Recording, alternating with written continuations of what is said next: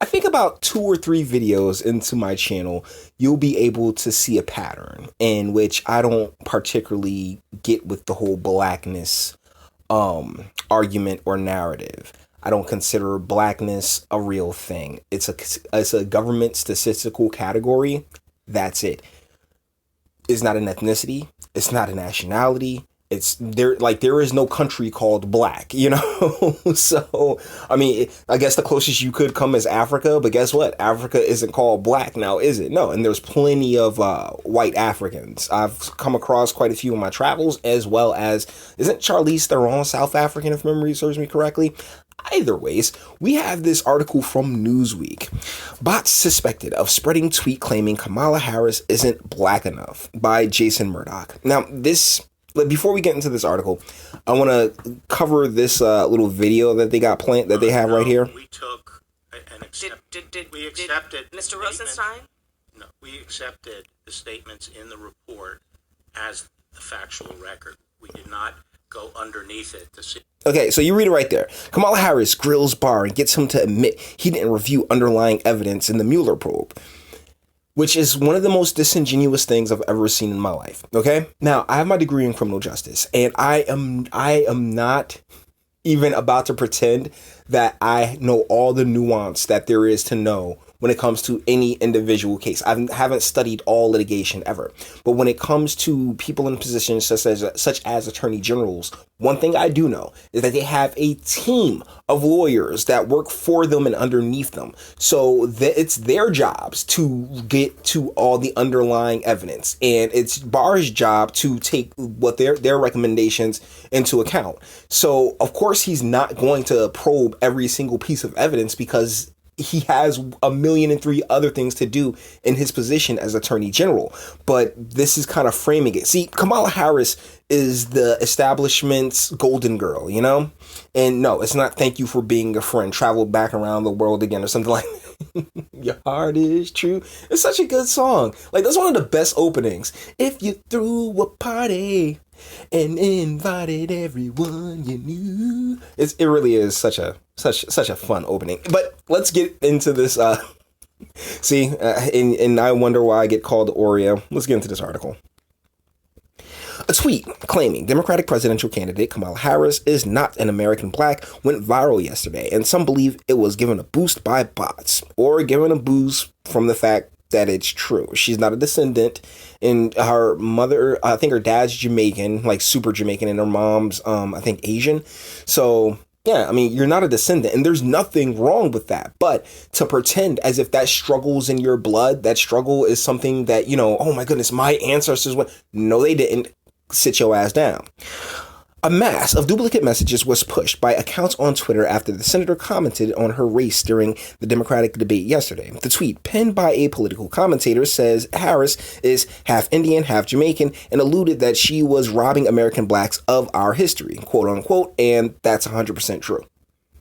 I stand behind that assertion. This is something that people of darker skin have been coming since the 60s, have been coming to America and doing. They've been riding the coattails of the civil rights movement. They've been pretending as if, oh yeah, that struggle is my struggle as well. And, I appreciate the quote unquote ally, but really, dude, that doesn't make you an ally. That makes you an opportunist. The same evening, the surge of tweets was highlighted by Twitter user Carolyn Orr, a behavioral scientist who regularly discusses the topic of online disinformation. Orr shared a series of images that appeared to be sharing Ali Alexander's viral tweet verbatim or pushing a similar narrative. But in your call, it's not bots. I can guarantee you it's not bots.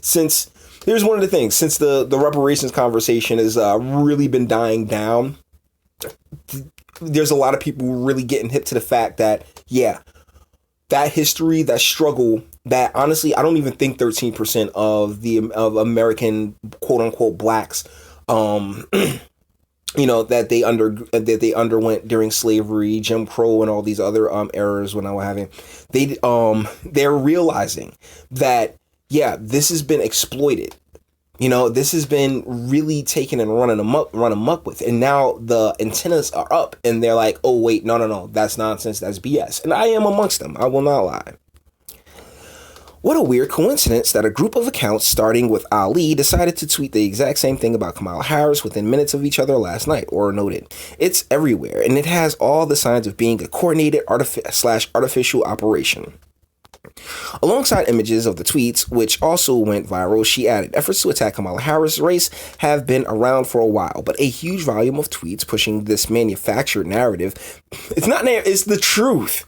Like, her not being a descendant is the truth. It's not a manufactured narrative, whether or not this was a bot attack.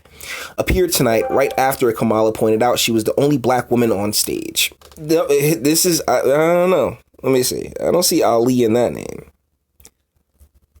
Let's check out this tweet for half a second. Come on. Come on, internet. All right, here we go.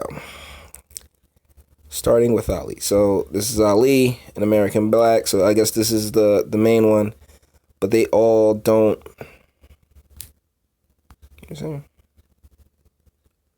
Kamala Harris. Okay, so I kind of misread that because she said they all start with Ali. But no, it's not the accounts that start with Ali. It was just the Ali guy is the first one. This is apparently the first one. And he says Kamala Harris is not an American black. She's half Indian, half Jamaican. So sick of so sick of people robbing American blacks like myself of our history. It's disgusting. Now using it for a debate at them debate too. These are my people, not her people. Freaking disgusting. This is genuine. I mean, this is a straight up legit. I like because I even talk about intersectionality, right? Like all these different people. Who does Miss Orr? Wonk. Oh, she has Wonk in her name, so you know she's feminist, behavioral science feminist. This is all we need to know about Carolyn Orr. Carolyn Orr is a wonk, I guess. You know, she's no, ma'am. You're not to be taken seriously at all. Okay, because honestly, you're not one of us. You don't know us. Actually, stay in your lane, Miss Orr, because you suck. You really do. So let's get back to this. Let's get back to the article. Okay. Yeah, Carolyn Orr is full of shit. A lot of suspected accounts are pushing the Kamala Harris is not black narrative tonight. It's everywhere, and it has all the signs of being a coordinated artificial operation. You're a coordinated artificial operation, Wonk. Okay? That's you. These are, honestly, I believe these are people who recognize that, yeah, we've been getting screwed. Descendants have been catching the short end of the stick. Exploitation, black exploitation is like an American tradition at this point, okay? You can't really call yourself an American unless you've exploited quote unquote blackness for at some point. Senator Harris appeared on stage beside some of the biggest rival candidates from her own party yesterday, including Joe Biden, Bernie Sanders, Pete Buttigieg, and Kirsten Gillibrand. On stage, in comments that sparked the viral tweet, she referenced herself as the only black person on this stage and attacked Biden's political record on race and segregation. And here's where I think, a segregation is going to be necessary, because by all technical means, when it comes to government classification, yes, she is black. She's not a descendant, though. But the term black and the history of descendantry has really been congealed into this space of the paper bag test, right? The brown paper bag test. If you're lighter than a brown paper bag, then you can pass for something other than quote unquote black. But if you're dark, such as myself, then yeah, nah, bro. You better stay over there, Sambo. I would like to speak on the issue of race, she said. This is an issue that is still not being talked about truthfully and honestly. I will admit that. There is not a black man I know, be he relative, friend, co-worker, who has not been the subject of some form of profiling or discrimination. You're married to a white man. Are you talking about Willie Brown, who was the mayor of Sacramento, when you got your start? I mean, let's be real. Kamala Harris is not a candidate to be taken seriously, primarily because of how she got her start and the fact that Willie Brown is very proud that he got them cheeks. Okay, Willie Brown is heck, man, I was dusting that off back when it was young, firm, and fine. She done hit the wall now, but Old Willie Brown was catching it nice and firm. So, and you cannot. I'm sorry. It's some idiocracy shit, right? Because wasn't the president that Terry Crews played in Idiocracy a porn star? Like, come on, yeah. Like, I know Donald Trump is a reality star, but still, I've never seen his dick. So come on, take it easy. And that's not how he got his start. He got his start in real estate and all these other things. And this isn't me really saying, oh yeah, I mess with Trump. I love Trump. I'm going to vote for him. But at the same time, I mean, man, there are lines, right? In a tweet yesterday, Harris wrote, "There was a little girl in California who was bused to school. That little girl was me." Alexander responded, "Stop appropriating our history." Like, seriously. I mean, because that's the thing, even if she did get bused to school, and I think there are a lot of people who, like, there's been so many things that she said that have been proven to be false that you got to take anything she says with a grain of salt. But even if she was amongst the bust, still, you know, like, you weren't here. Your family's history does not extend beyond that moment as far as racial antagonism or anything else like that, because, you know, your father's Jamaican and your mom's Indian. So it's not the stuff that you're born of. As reported by the Washington Post, Harris was previously forced to address her race after memes started to spread online about her heritage earlier this year. They all largely focused on how the senator spent some time in some high school years being educated in Canada, while noting her father is a Jamaican immigrant and her mother is a Tamil Indian. In March, during an interview on the popular The Breakfast Club podcast, Harris directly took on the issue when she was talking about a meme which claimed she was not African American. "I'm proud of being black," Harris told the host, as reported by CNN at the time. "I was born black. I will die black, and I'm not going to make excuses for anybody because they don't understand," she said. She said similar tactics had previously been used by opponents against President Barack Obama, and you know what? They should have been followed through on. Now, shouldn't they have been?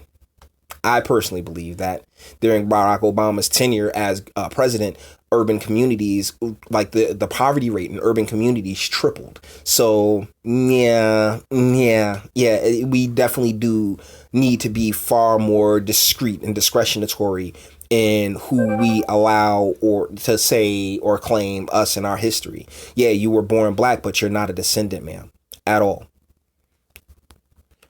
At its core, it was the argument made by Alexander's viral tweet yesterday, which she said had spiked in popularity and bot-like activity after being noticed by Donald Trump Jr. Oh my goodness, they're making excuses for her. "Her conspiracy makes no sense," he wrote, referencing Orr. "I tweet something, Don Jr. retweets it, bots following his account steal my content, somehow Russia. Now I'm getting death threats. I'll be sharing these with the Twitter team." Alexander later published a video response in which he elaborated on his arguments about Harris.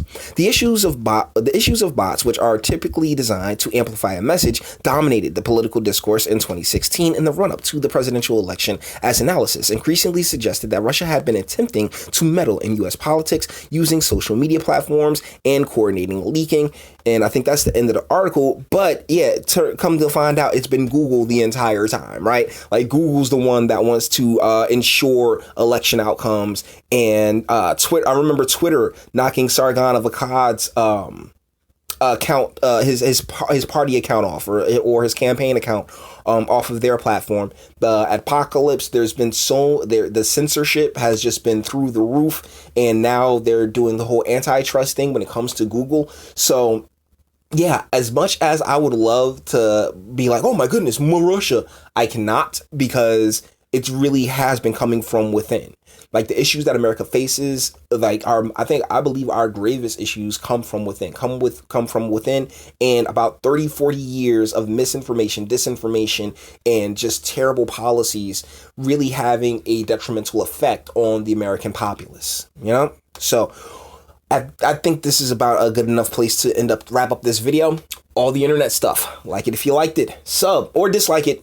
I'm not scared of the dislikes, okay? But if you do dislike the video, I would like a comment. I would like for you guys to tell me what you don't like about the video, so, you know, we can have a back and forth, and I can, you know, learn and grow, because that's really what a big part of this channel is about, just learning, growing, and having decent and deep conversations about things. So yeah, I guess that covers the whole comment and speak part. And, share it because sharing is caring. So with that being said, until the next video.